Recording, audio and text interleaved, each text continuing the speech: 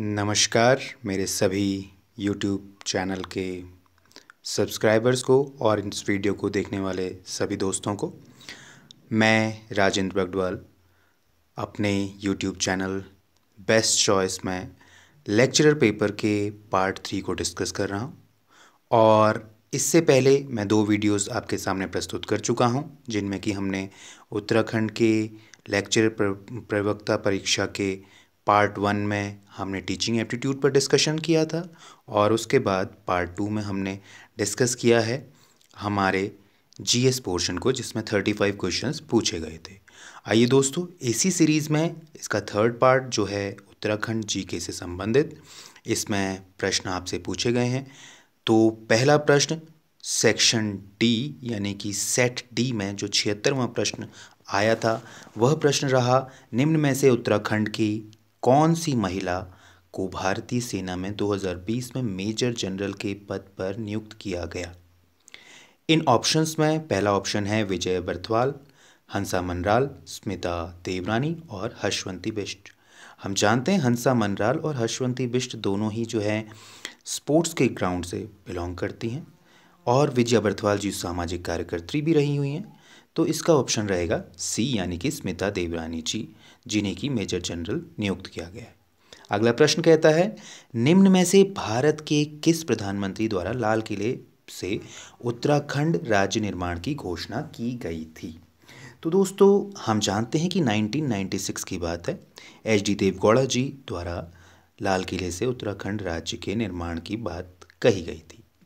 अगला प्रश्न हमारे सामने आता है, वो कहता है कि 78वें प्रश्न में निम्न में से कौन उत्तराखंड के डोला पालकी आंदोलन से संबंधित है। हम जानते हैं कुछ प्रथाएं जो उत्तराखंड में रही, उनमें डोला पालकी एक प्रथा थी और उस प्रथा के अंतर्गत जयानंद भारती जी इसमें सक्रिय रहे। तो 78 का उत्तर रहेगा डी।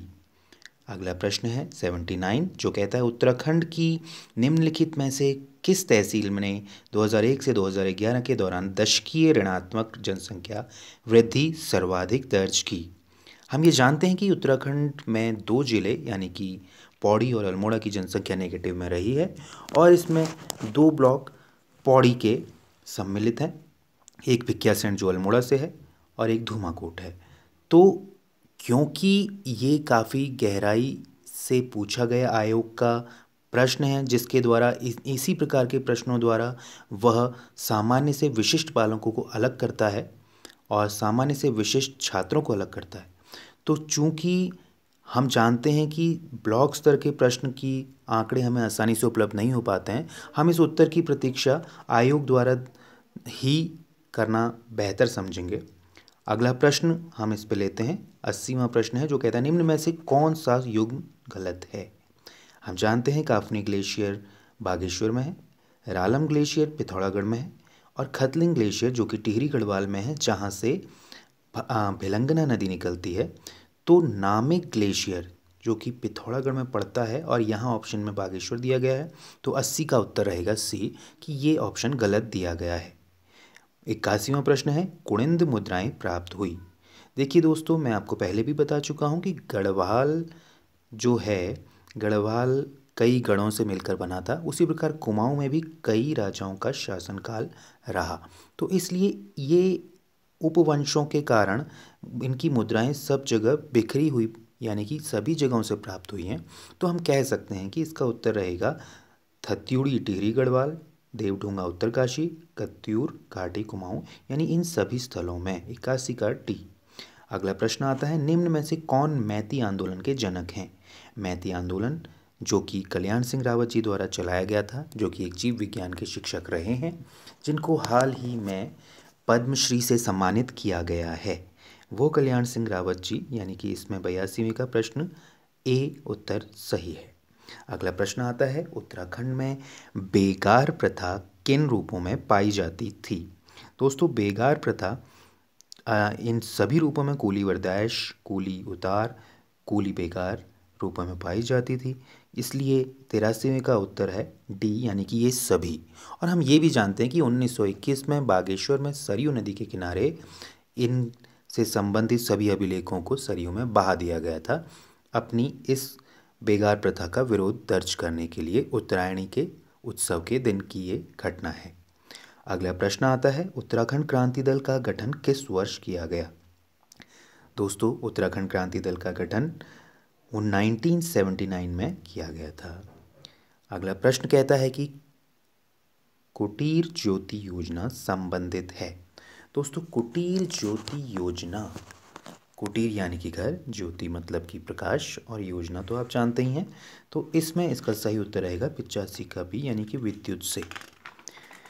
अगला प्रश्न जो हमारे सामने है वह प्रश्न है, किस गढ़वाल नरेश ने गुरु रामराय को आश्रम प्रदान किया? देखिए, बलभद्र जी जो रहे, इनका कार्यकाल गुरु रामराय जी के आसपास नहीं था। उत्तर बी यानी कि फतेहपति शाह जी, 86 का बी, ये विकल्प सही है। इनके द्वारा उनको गुरु रामराय जी को आश्रय प्रदान किया गया था। अगला प्रश्न आता है, कहता है कि चंद वंश यानी कि 87वां प्रश्न कहता है, चंद वंश के शासन का काल में सीरती था। देखिए दोस्तों, आप अगर कभी आपको महसूस होता है कि ये प्रश्न मेरे सुना हुआ नहीं है या देखा हुआ नहीं, तो आप उस शब्द की गहराई को समझिए और ये आप देखेंगे कि सीरती, सी सीता, सी भूमि, तो सीरती शब्द जो है भूमि कर से संबंधित रहा है। अगला प्रश्न 88 जो कहता है, श्रीदेव सुमन का बलिदान दिवस मनाया जाता है।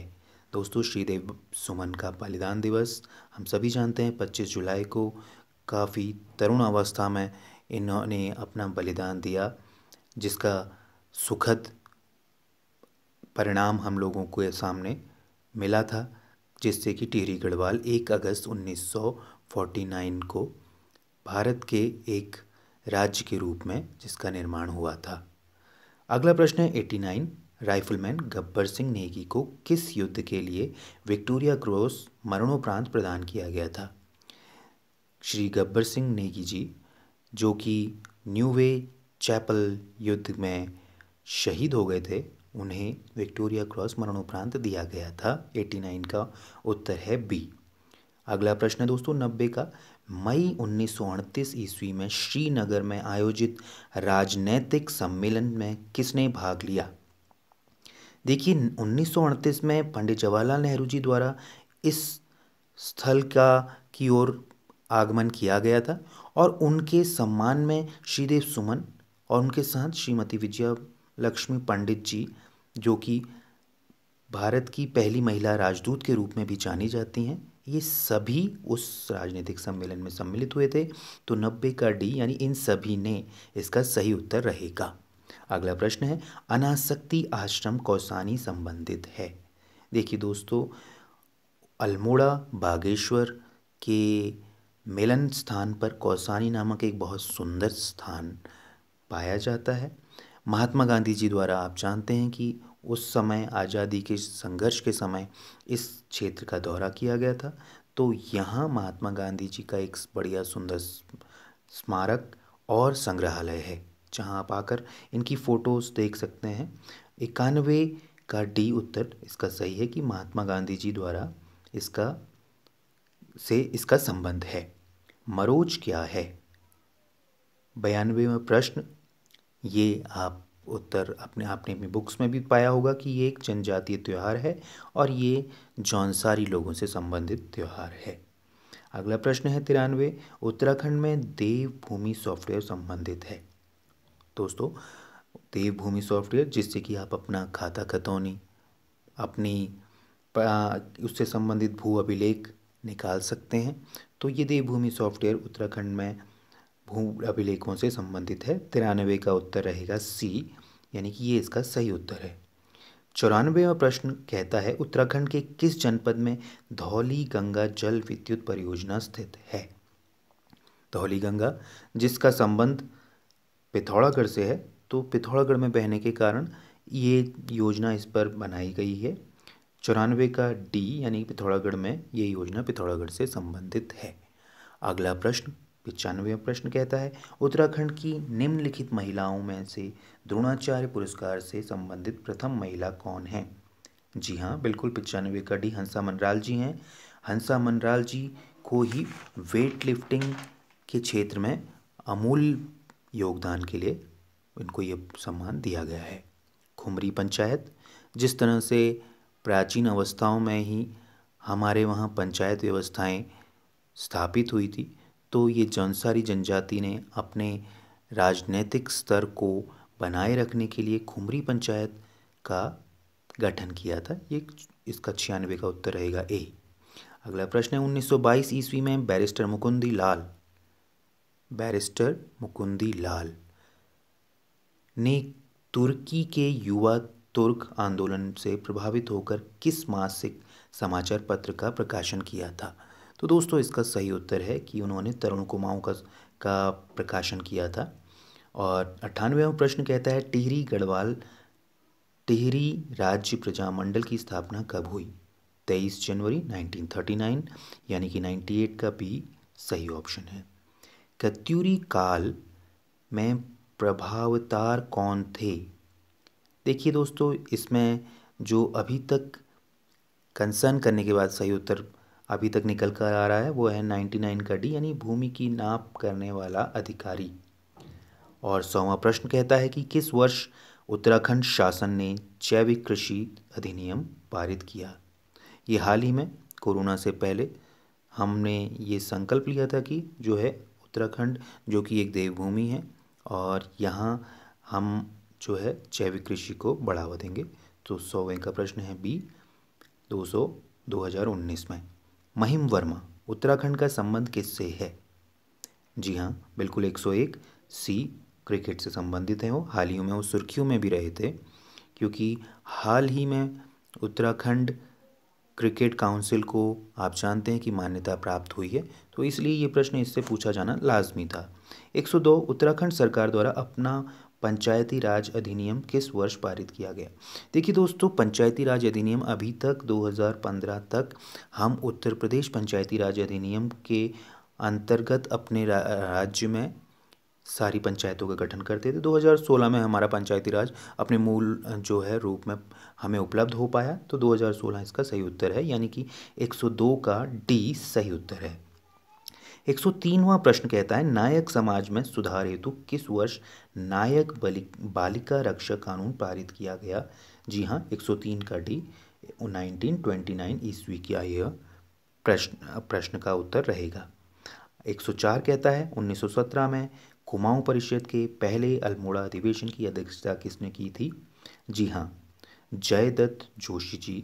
104 का सी इसका सही उत्तर है, उनके द्वारा इसकी अधिवेशन की अध्यक्षता की गई थी। यूनेस्को द्वारा लोक उत्सव रम्माण को विश्व की अमूर्त सांस्कृतिक धरोहर में सम्मिलित किया गया है।